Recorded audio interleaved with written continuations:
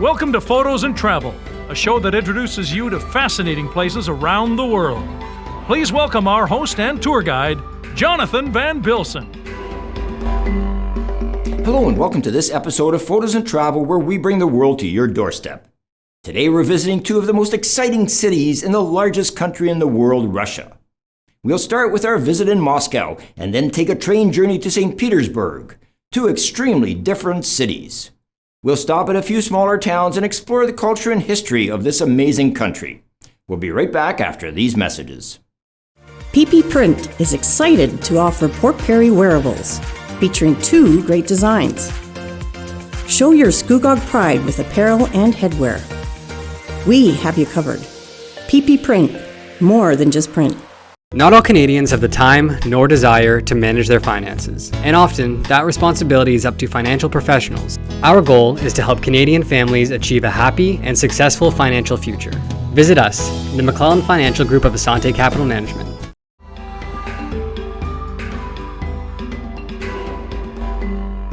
Welcome back. As I mentioned, we're starting our Russian adventure in Moscow with its historic core, the Kremlin, home to the Tsars' treasures. We'll also visit Red Square and Lenin's mausoleum, as well as a trip to beautiful St. Basil's Cathedral, known for its colorful onion-shaped domes. I flew via New York and landed at Russia's Tyevo Airport in Moscow, where I stayed at the Hotel National, directly across from the Kremlin. The hotel was built in 1903, and Lenin himself stayed there in 1918. The hotel was totally refurbished in the early 90s, and hundreds of bugging devices were in the walls. It seems the hotel was situated next to an American government building.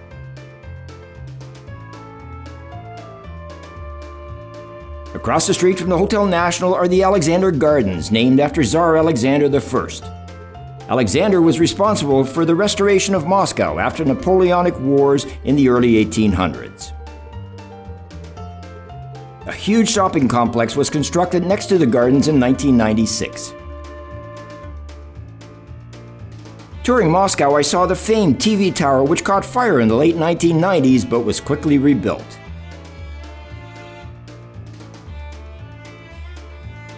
I passed the Sputnik Monument, which is dedicated to Russian space exploration, as well as the Triumphal Arch, built to celebrate Napoleon's defeat in 1812. A vast number of Muscovites live in communal flats, many of which date back to the Stalin times in the 1930s. Many housing developments were started during Khrushchev's reign in the 1960s. Today, housing in Moscow runs approximately $5,500 per square meter or $550 per square foot, making an average house value around $1 million. From the top of Sparrow Hill, we see the Olympic Stadium, built for the 1980 Olympics.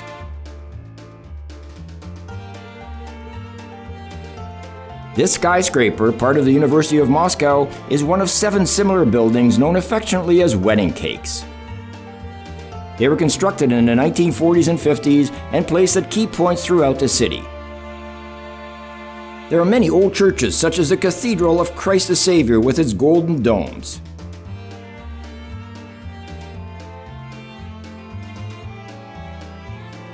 This Russian Orthodox cathedral sits in the northern bank of the Moskva River, a few hundred meters south of the Kremlin.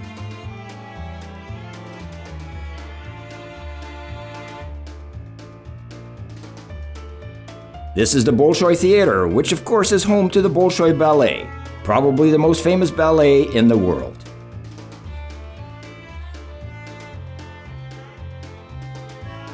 When touring Moscow, the past is always nearby, as is seen here by the former KGB headquarters. The Cathedral of the Assumption is more than 600 years old. It's also known as the Coronation Cathedral because many Tsars were crowned here. It's located in the center of the Kremlin.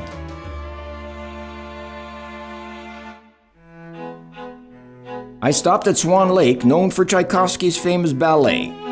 The story is fashioned from Russian and German folk tales and tells the story of Odette, a princess turned into a swan by an evil sorcerer's curse.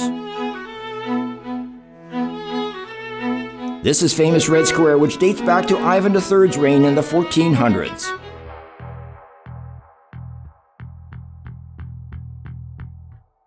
The square is approximately 500 meters or 1,600 feet in length and is used for all types of government rallies and functions. At one end stands St. Basil's Cathedral, which was built in 1561. It was so beautiful that Ivan the Terrible, upon its completion, had the architect blinded to prevent him from ever designing anything so exquisite again. The iconostasis or icon wall in the central chapel dates back to the 19th century, but many of the icons themselves are much older. I was amazed at how beautiful this building was. Also located on Red Square is the Lenin Mausoleum, which contains the embalmed body of Nikolai Lenin. Although Lenin had asked to be buried next to his mother, it was decided in 1924 that he should be on display for all Russians to see for eternity. His remains have been on display ever since, and moving them is next to impossible because of their frailty.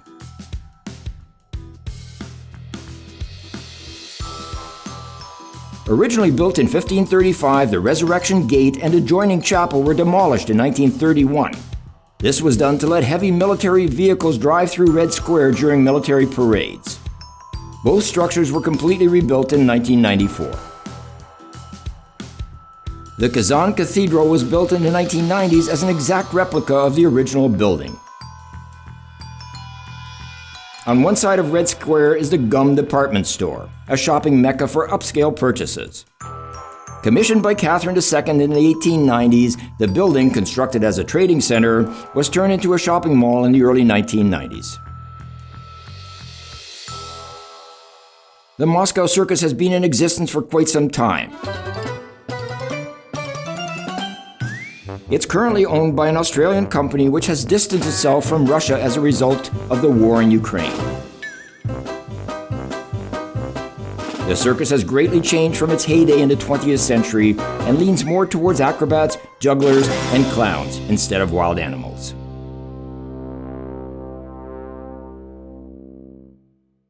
Directly behind Red Square, bordered by the Moskva River, stands the Kremlin, the center of Russia's government. It's a fortified complex in the middle of the city and includes 5 palaces, 4 cathedrals, and the enclosing Kremlin wall.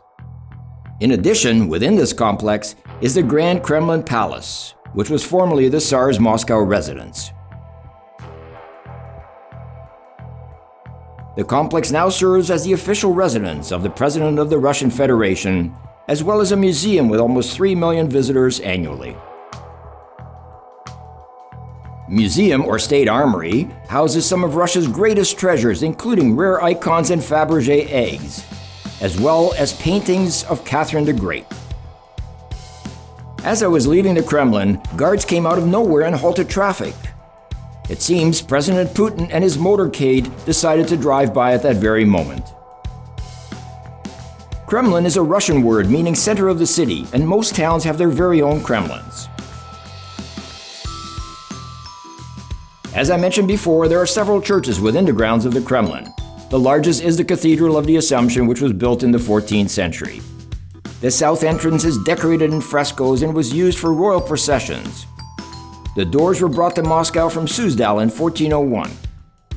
Inside is an icon wall depicting the life of Metropolitan Peter, one of Russia's religious and political leaders of the 1400s. Here we see the Cathedral of the Annunciation. It's the oldest in the Kremlin that was not designed by Italians. This is the bell tower of Ivan the Great. And this cannon was cast in 1586. It weighs about 40 tons. The buildings of the Kremlin have been recently restored and are a showplace of Moscow's finest architecture. The Soviet star remains as a symbol of Russia's history, and on the Palace of Congress rests the double eagle, the symbol of the Tsars. Moscow's subway system is second to none, and it's a real tourist attraction.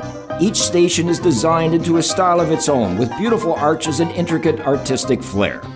Some are modern, but many are decorated in traditional Russian architecture.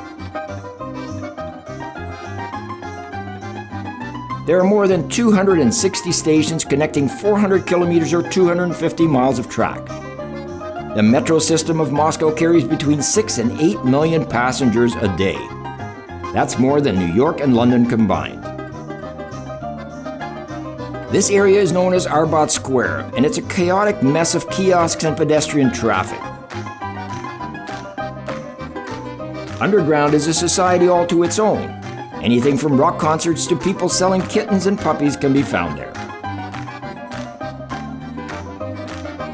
The ground level, however, is reserved for tourists and vendors selling all types of wares.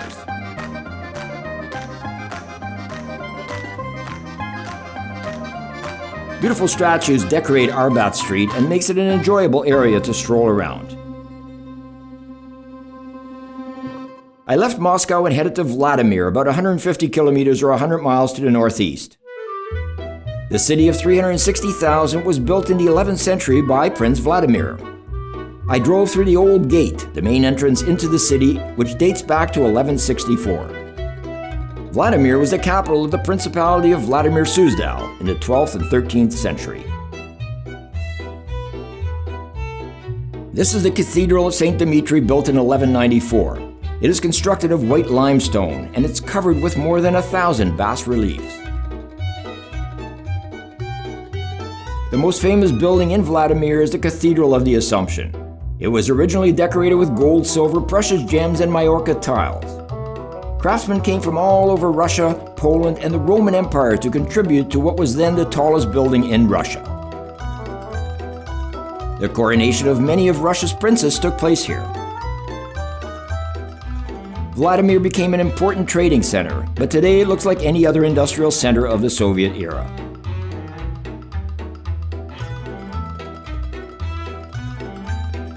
This cathedral, made totally of bricks, is now a museum dedicated to Russian crafts.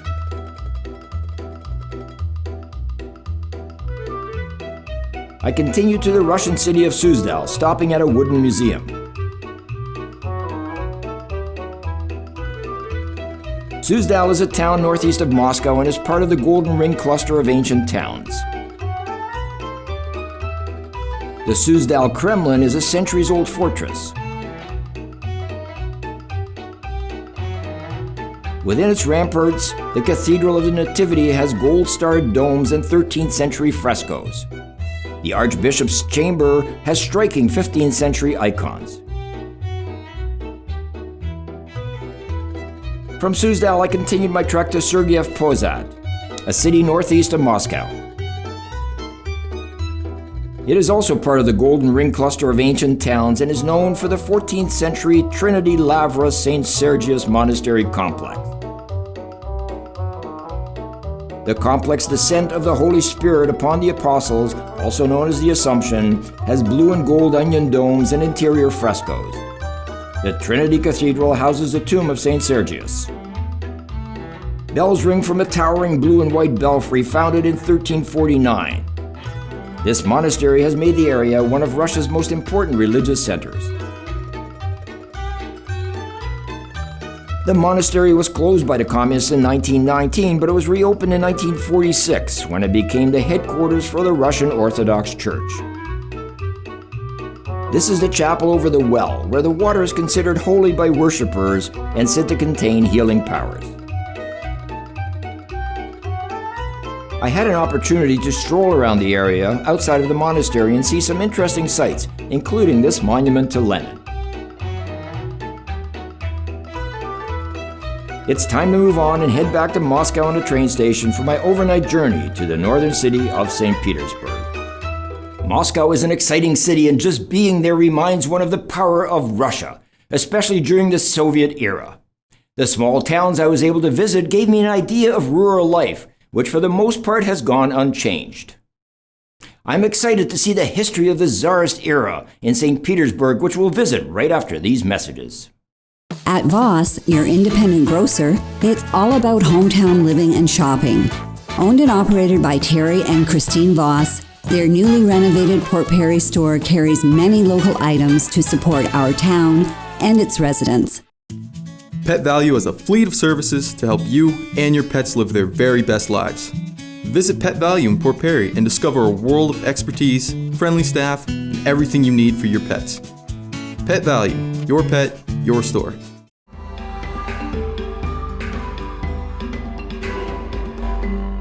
Welcome back. I decided to take a train trip from Moscow to St. Petersburg, and it was an overnight journey. I managed to sleep a fair bit, but interestingly, when I boarded the train, I was given a broomstick, and I was told to secure it against my cabin door to prevent unwanted people from entering. The entire trip was very safe and uneventful. Riding the Russian rails was a great experience. As I mentioned, I slept most of the way, and when the train made its final stop in St. Petersburg, I made my way to the Astoria Hotel. It's located next to St. Isaac's Cathedral and a statue of St. Nicholas I. St. Isaac's Cathedral is one of the world's largest, and it was built in the early 1800s during the reign of Tsar Nicholas I. The entire building weighs 300,000 tons, and it's supported by thousands of wooden piles sunk into the marshy ground. St. Isaac's Cathedral currently functions as a museum with occasional church services. This is St. Petersburg Main Street, Nevsky Prospect, which is vibrant at all times. At its end lies the Admiralty, the former headquarters of the Imperial Russian Navy, and the current headquarters of today's Navy. The edifice was rebuilt in the 19th century to support the Tsar's maritime ambitions. The original design was a fortified shipyard, which was later surrounded by 5 bastions and further protected by a moat. Peter the Great founded the Russian Navy in 1711 and employed 10,000 men to build the first battleships. Continuing along Nevsky Prospect, we arrive at the General Staff Building of the Russian Army. Built in 1819, it consists of 2 wings, which are separated by a triumphal arch. The arch commemorates the Russian victory over Napoleonic France in the War of 1812.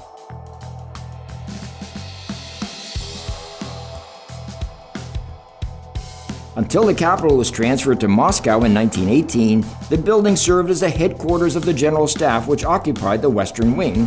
The eastern wing was given to the Hermitage Museum in 1993, and it was extensively remodeled.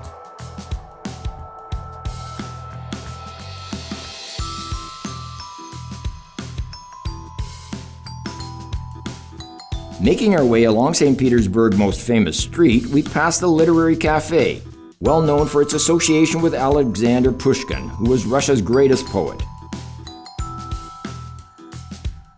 And here we see the house where the composer Peter Tchaikovsky lived in the 1870s. St. Petersburg is known as Venice of Russia because of its network of canals and rivers. Bridges such as this one, the Egyptian Bridge, connects numerous islands. Walking through the canal area makes one appreciate how much St. Petersburg is like the rest of Europe. St. Petersburg, established in the early 1700s, was known as Leningrad during the communist times. It is by far the most European city in Russia and boasts more than 900 palaces, all constructed during Peter the Great's reign in his effort to bring Russia out of medieval times into a European-style culture. This is the Church of the Savior on Spilled Blood. It was built in typical Russian architectural style of the 1700s. It's located on Art Square in the center of St. Petersburg and is a Russian Orthodox church which currently functions as a museum as well as a church at the same time. The structure was built between 1883 and 1907, and it's one of St. Petersburg's major attractions.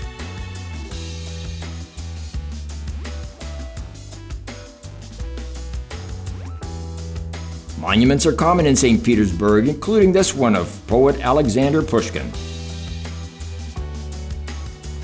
Here we see the Church of Three Saints dating back to 1745.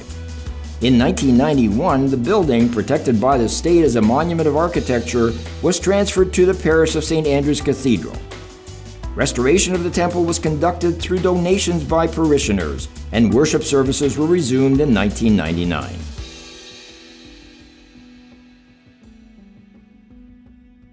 Many residents of St. Petersburg live in the style of apartments built during Stalin's era. They're community flats, which means 3 or 4 families share a common kitchen and bathroom. Living conditions are very cramped, and they're deteriorating rapidly as maintenance costs increase, and the average salary is $2,000 a month, which is not a great amount if you want to own a house.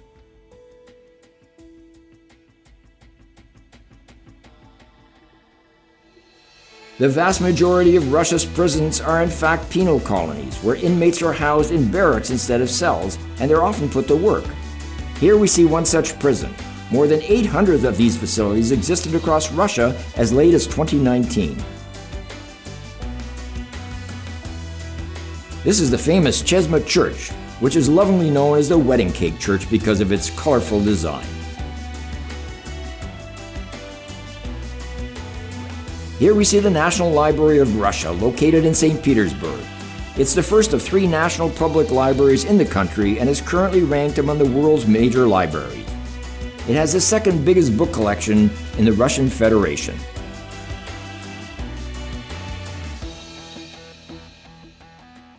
The Winter Palace served as the official residence of the Russian Emperor from 1732 to 1917. The palace and its precincts now house the Hermitage Museum.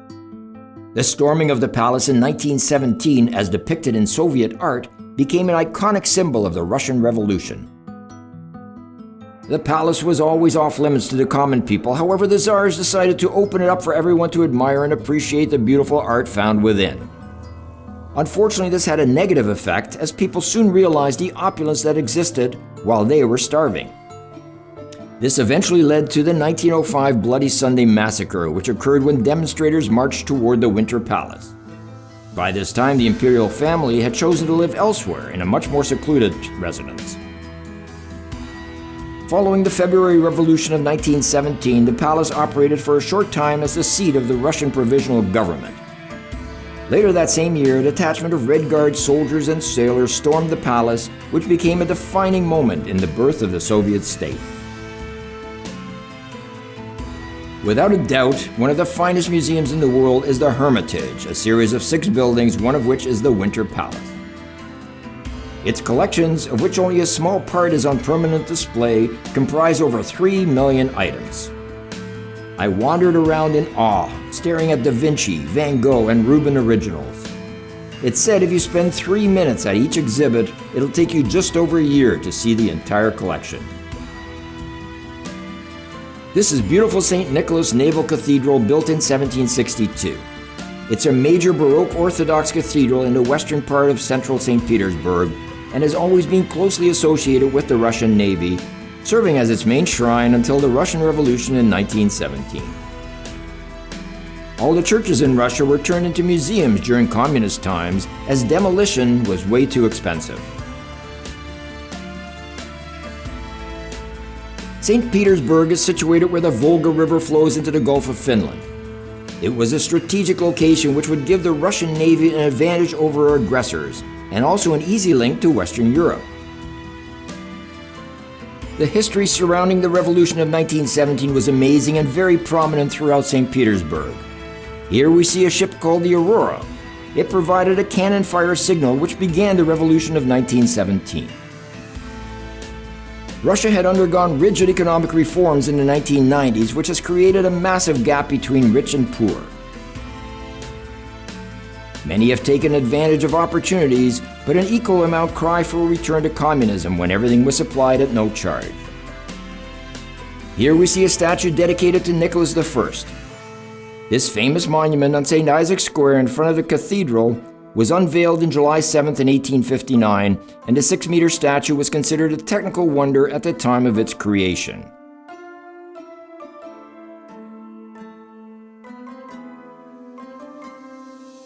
It's one of only a few bronze statues in the world with only 2 support points, the rear hooves of the horse. Outside of St. Petersburg stands the beautiful imperial palace built by the Tsarina Elizabeth in 1752. It's named in honor of her mother, Catherine I.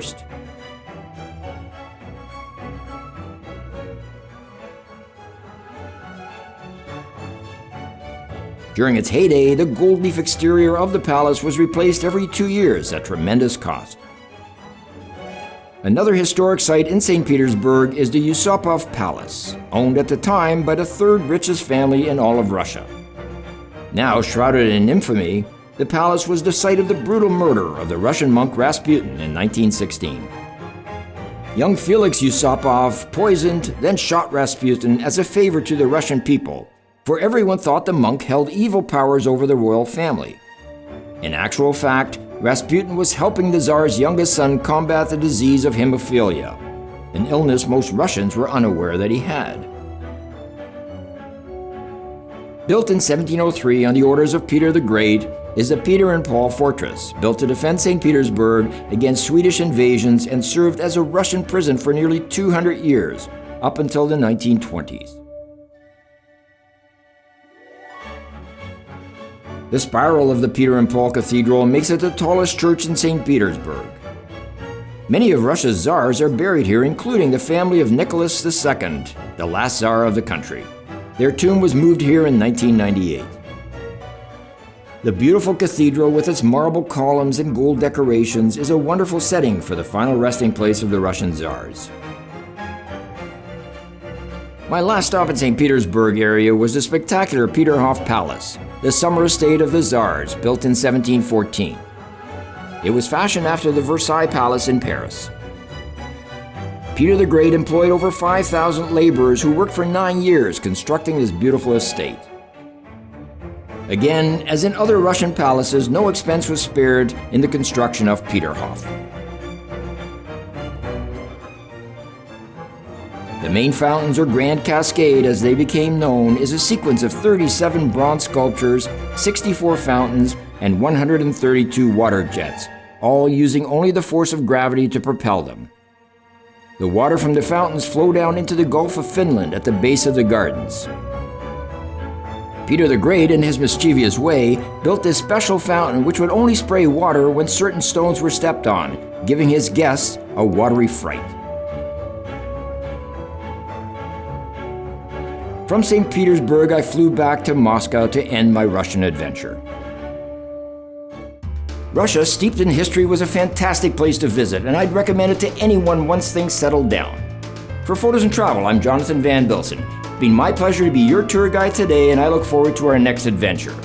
If you enjoyed this program, please click the subscribe button, and you'll never miss an episode.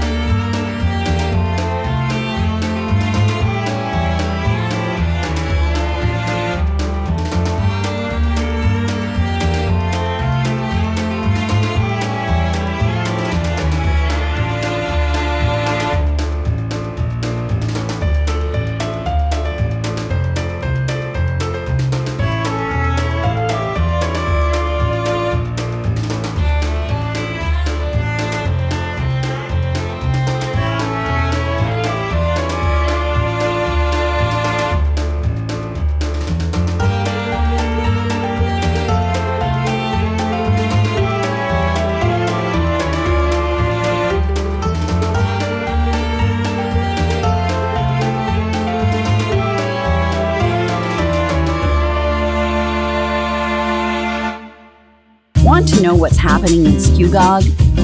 News and lifestyle, changes in business, and all the entertainment information you'll ever need. Plus, each edition has a new Photos and Travel article. Look for your next copy in your mailbox. Autumn is here and the pandemic is winding down. There may be things you want to forget about recent years, but we're here to help you remember the good news while keeping you informed along the way. We are thestandardnewspaper.ca.